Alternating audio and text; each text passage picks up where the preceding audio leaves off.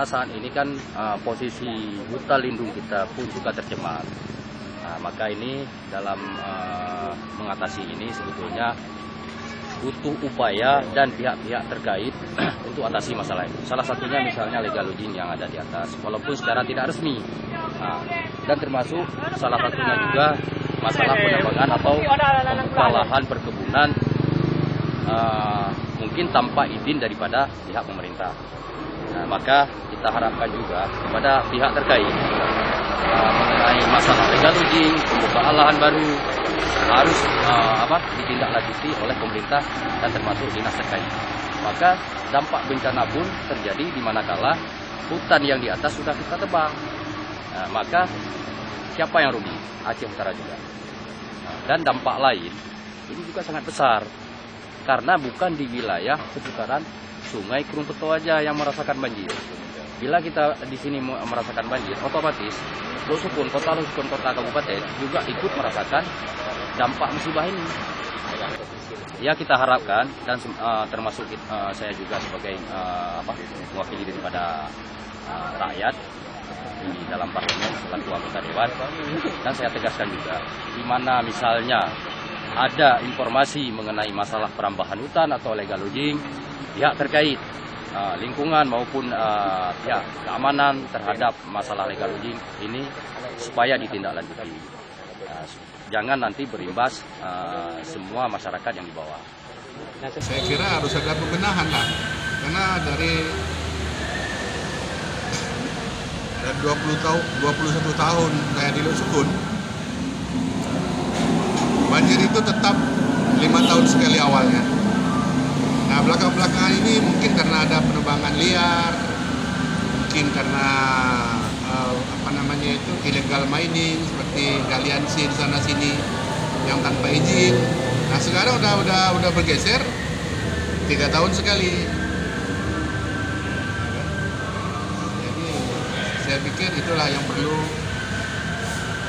pemerintah hadir dalam menyelesaikan permasalahan itu. Yang perlu kita bicarakan di sini, sekarang mereka ini punya izin nggak?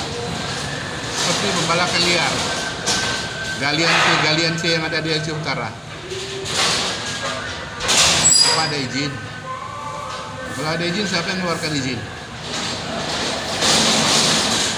Karena dampaknya saya pikir cukup luas. Apalagi saat ini akhir-akhir bulan 12 ini ya tinggal tunggu saja kita ya, mudah-mudahan tidak terjadi banjir lagi. Tapi apapun ceritanya ya pemerintah harus melihatlah kejadian ini. Setidak-tidaknya memberikan pengarahan kepada pelaku-pelaku illegal logging, illegal mining, agar hal serupa tidak akan terjadi di masa-masa yang akan datang lagi. Saya pikir itu ke lapangan dan meninjau semuanya. Yang terjadi yaitu seperti jalan rusak, sudah itu lingkungan hancur. Seakan-akan di daerah kita ini tidak bertuan.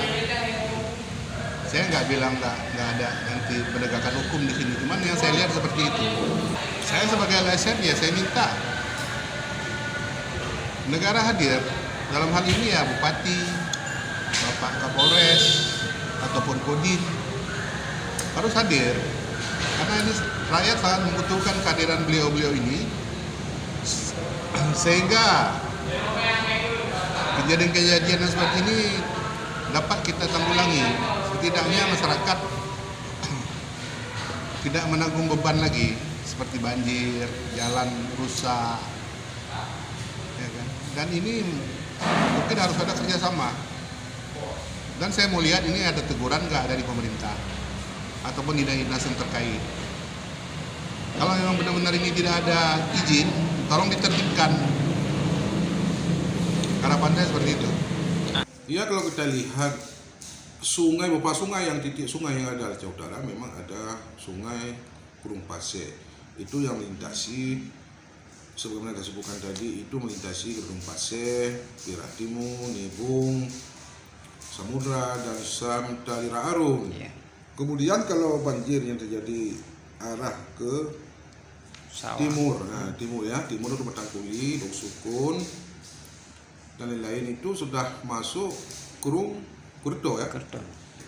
Kurto dan Kurung Beto. Nah, kita itu ada beberapa aliran sungai. Jika itu meluap, itu imbas atau dampaknya itu mungkin jalurnya beda-beda. Iya. Nah, ada beberapa kecamatan beda-beda alur airnya. Yang pertama itu penyebabnya memang terutama hujan mungkin ya, yang diguyur dengan lebat. Juga karena Aceh Utara kita berbatasan dengan Kabupaten Benar Meriah. Secara hulu ke hilir itu pertama penyebab. Nah, banjir jika kalau derasnya hujan di Benar Meriah, tentu air sungai di sana mengalir ke sungai yang ada di Aceh Utara. Jika daya tampung ini sudah tidak memungkinkan, tentu kan namanya wujud air mencari tempat Yang rendah. Nah, dia pasti mengalir ya tentu ke kawasan-kawasan dan pemukiman. Kalau strategi bisa saja ini apakah akibat dulunya hutan, akibat sudah dangkal atau sudah rusaknya mungkin saluran-saluran air yang ada maupun kotor mungkin disebabkan sampah-sampah. Itu mungkin juga salah satu jadi penyebab daripada banjir itu, sehingga memang perlu kita lakukan pemenahan atau perbaikan sehingga bisa kita minimalkan terjadinya banjir. Mungkin itu yang perlu kita lakukan. Fungsi-fungsi masing-masing OPD itu sudah jelas, kita punya peran masing-masing di dalam melakukan penanggulangan ini. Tentu itu kan ada kewenangan masing-masing. Mungkin kalau menyangkut saluran air tadi itu sudah mungkin PUPR, juga kami mungkin selaku leadernya dalam mengkoordinasi penanggulangan bencana. Cuma rapat-rapat ini mungkin terbatas dilakukan, tapi sementara dari aturan itu sudah ada masing-masing tugas fungsi OPD itu yang harus dilakukan, kewajiban atau tugas-tugas tadi yang menyangkut bagaimana mengulangi atau menghindari daripada dampak-dampak banjir tadi. Namun kita biasanya duduk koordinasi itu ya dalam hal mungkin untuk penetapan status bencana atau untuk menghitung kerugian dampak daripada banjir itu. Tapi itu tidak setiap saat. Nah,